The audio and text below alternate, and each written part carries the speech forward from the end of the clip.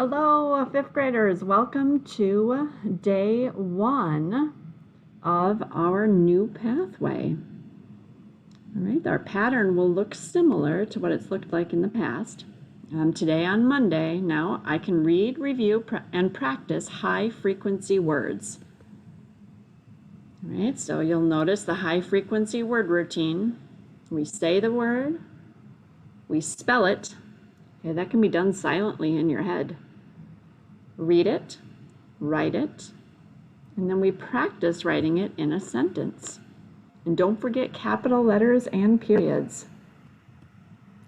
All right, and our words that we're focused in on today are even, every, fall, far, and fast.